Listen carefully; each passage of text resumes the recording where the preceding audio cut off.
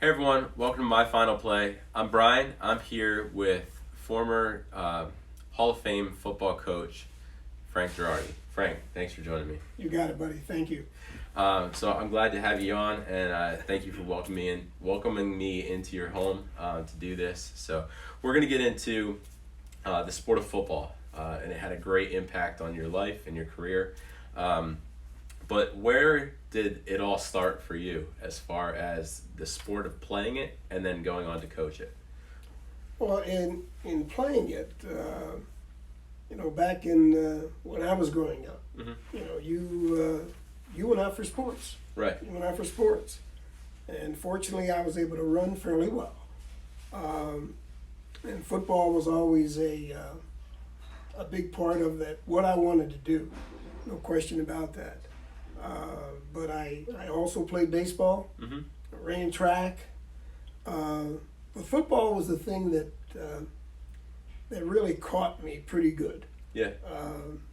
I played at the Williamsport High School, Mm-hmm. and in the years that we played there, we had outstanding teams. I think in the 3 years that I was there, I think we might have lost one game and tied one of those deals.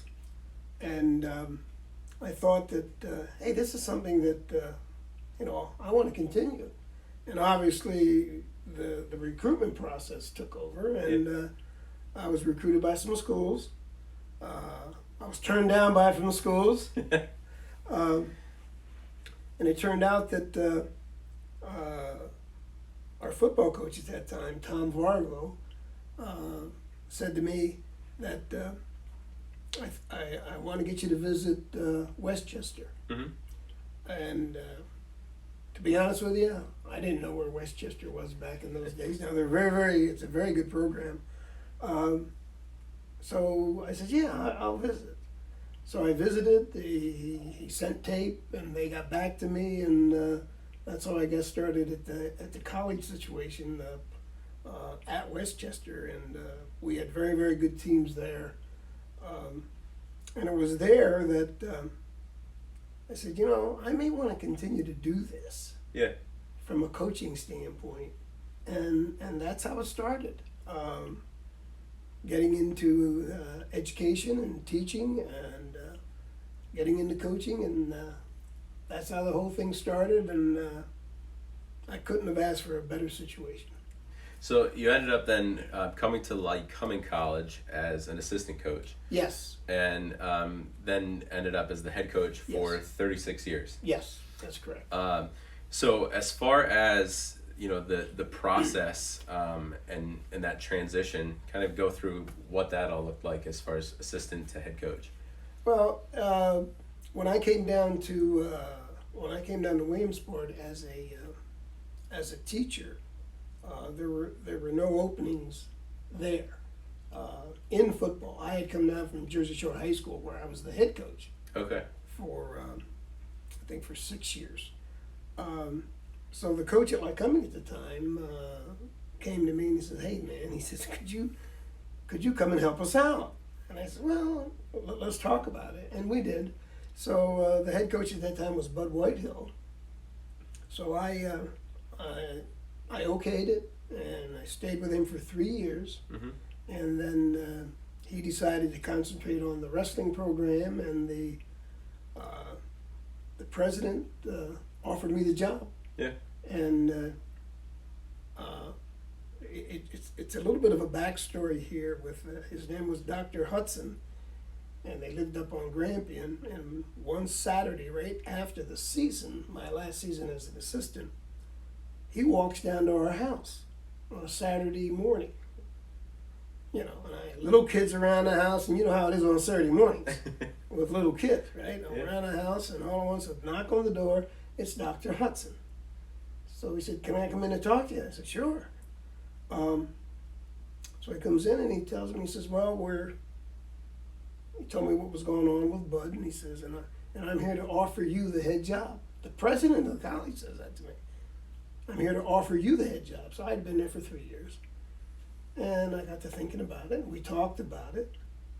And I says, "Yeah, I'll do it." And I tell this story to a lot of other people. Yeah. And we shook hands on it. That was it. We shook hands. Yeah. That I was going to be the next head coach. And, then from there, you sign your contract later on, all that stuff.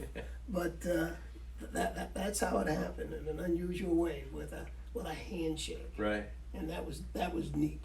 And 36 years later, here we are. Yeah. So, obviously along the way, there's a ton of accomplishments, some ups and downs. Sure. Ended up with 257 career wins. Yes. Of those, what would you say would be the wins that stick out the most, or would it be the losses? Mm-hmm.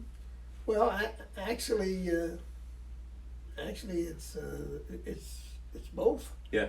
The wins, as I look at it now, we were fortunate to win many games, but there's two that stands out to me right now, and that is in 1990 when we played the semifinal game for the national championship to see who would play in the national championship was against Hofstra University. Yeah.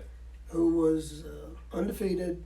I think they were averaging like 40 points a game. They were a great football team. In fact, the following year they moved up to Division 1A. Mm-hmm. And they were an outstanding team.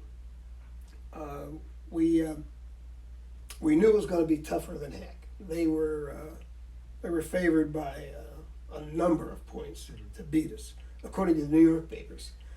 And so we went down there, and we had a heck of a football team. We had tough guys.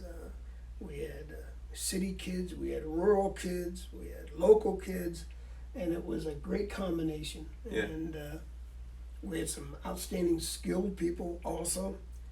And we went down there, and I believe at the time it was the largest crowd we ever played in front of, and I think there were like 18,000 at the game. Oh wow. And this was on their campus. Yeah.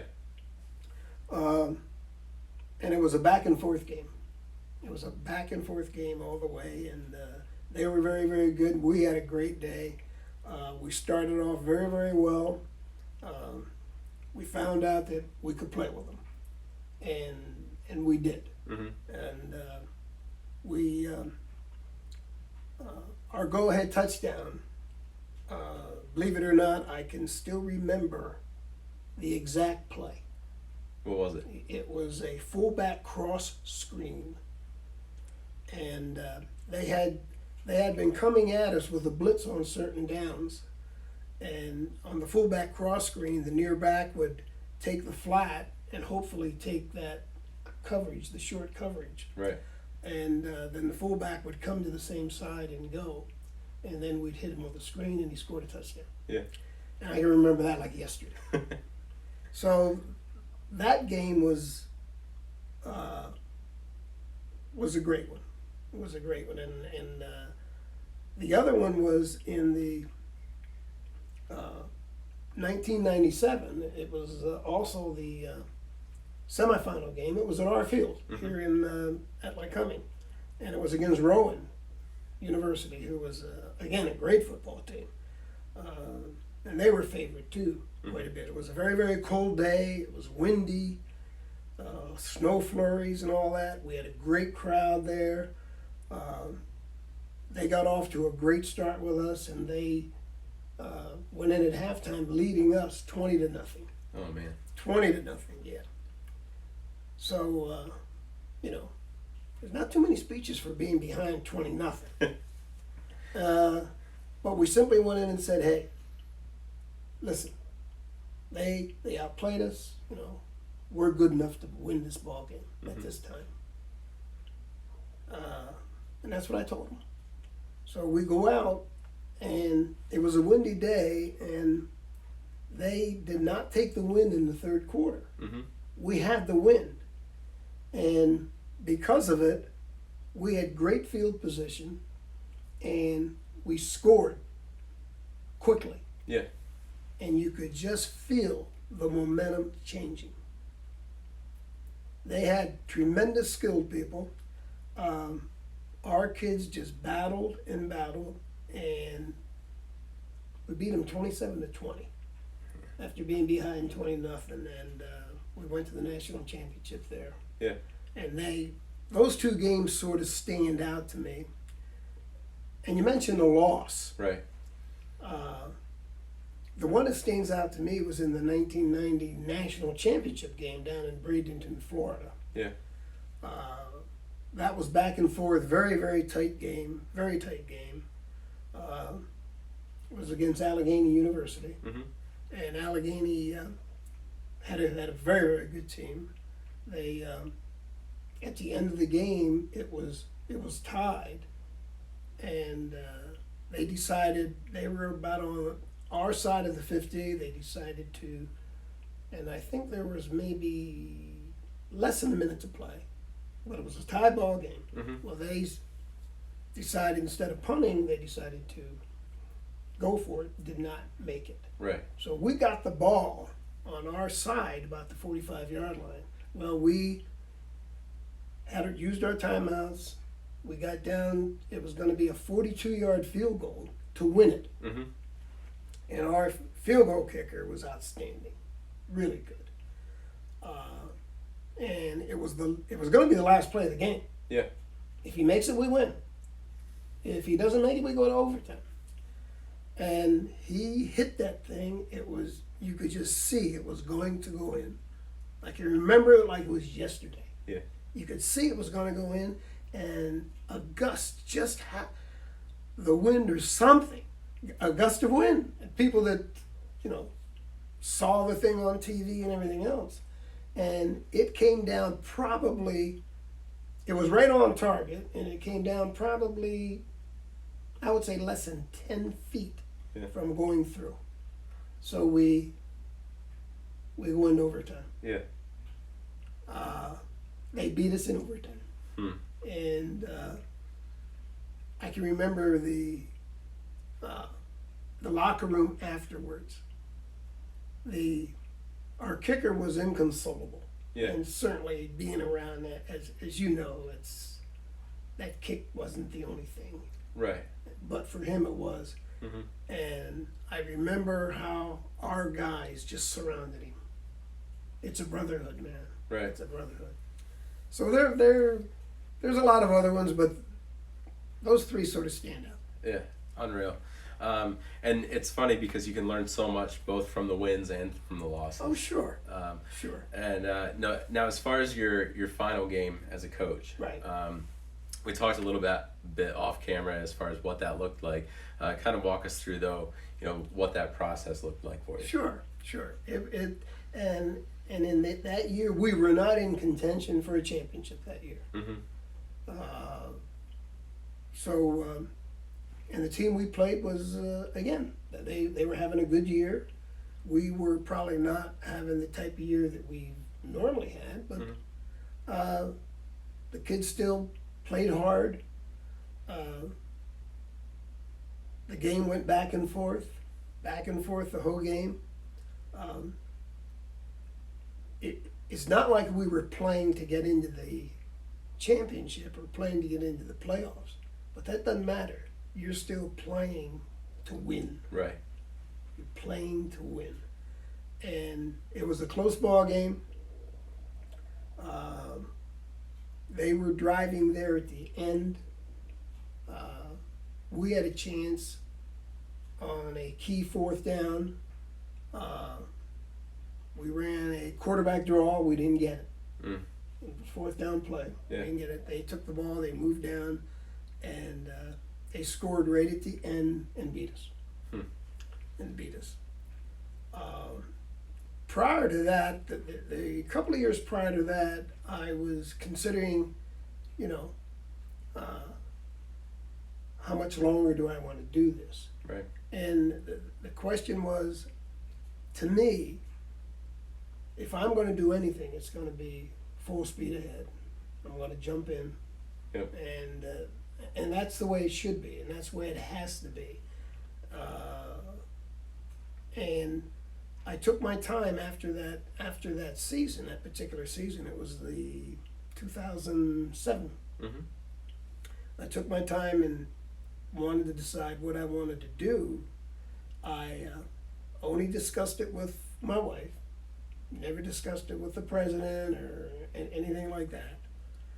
And it got to a point where I wanted to wait because, as you know, after anything is over, you say, oh, you take your time a little bit, and another 3-4 weeks go by, and you get that ready to go again. Yeah. Well, I didn't quite get that feeling again, and I said, maybe after 36 years, this might be it, and we've had a great time, we've had a great career, we coached at a great spot, and I just felt if I could not do it the way that I knew you had to do it, then it would not be fair for me to get involved, to continue. It wouldn't be fair to the team.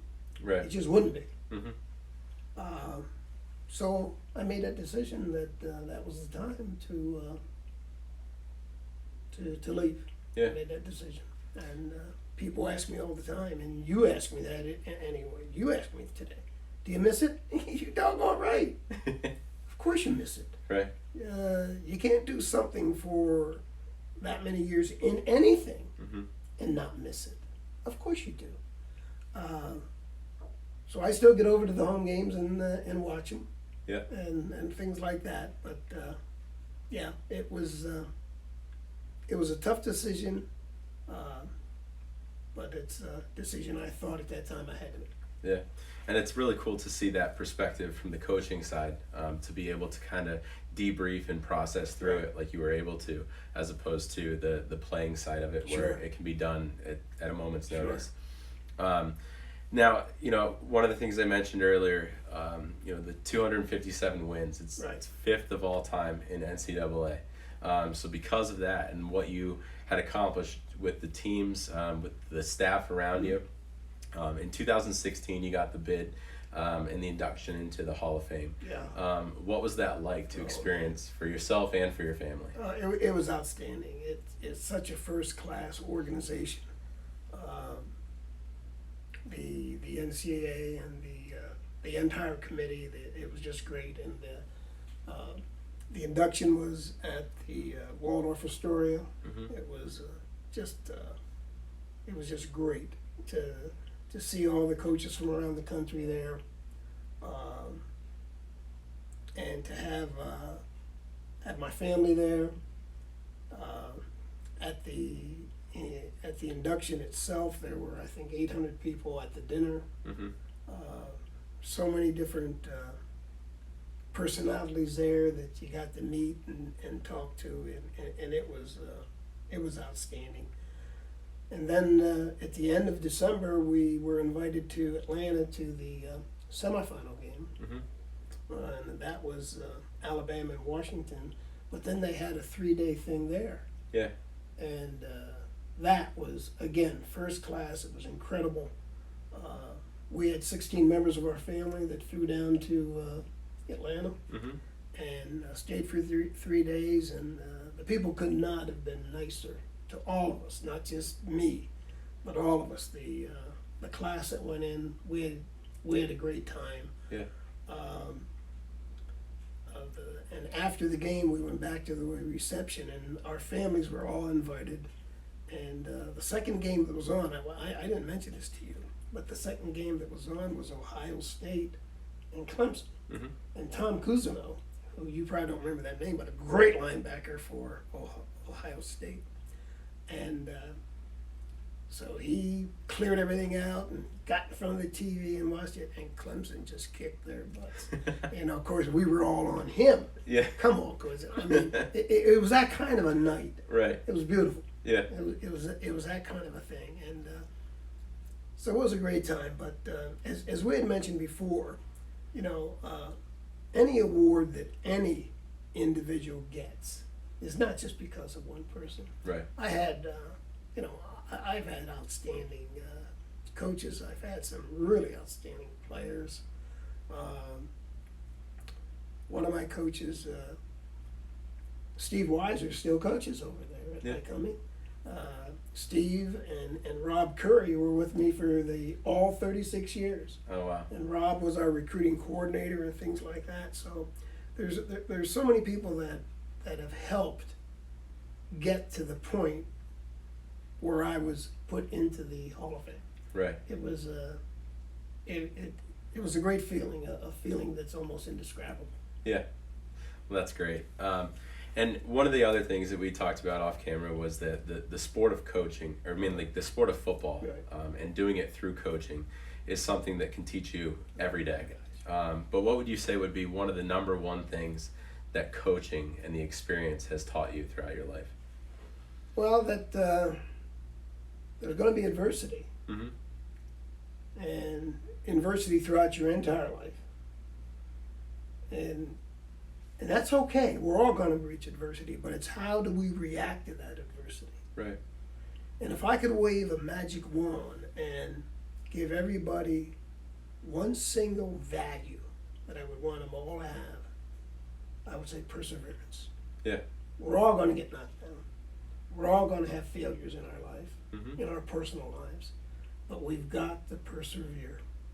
And you know, football is the only sport where everybody on a given play has to do their job to be successful. Yeah. And you talk about a brotherhood, Mm-hmm. you've got to see it to believe. And not just on my team, but on all those teams. And football is just life marked off in 100 yards. Yeah. It's just how it is. You learn so much, whether you learn to laugh together, you learn to cry together, you win together, you lose together. It's a tremendous brotherhood that whenever I meet with our guys throughout the year at different functions and stuff, still guys come up and will hug you, and it's just a great brotherhood. Right. And all you need is the 3 hours of greatness on any Saturday. You got that right, buddy. You got that right. Yeah. As long as you're better than them on for 3.5 hours on Saturday or so, that's okay. Yep. That's when you got to do it. Hmm. And fortunately, we had the kids that were able to do it. Absolutely. So unreal to sit here and hear and have you share your experiences. I greatly appreciate No that. problem. Buddy. And I hope you guys did as well. If you did, please like and subscribe. And remember, whatever it is that you do today, approach it with the mindset of, is this my final play? Thanks again.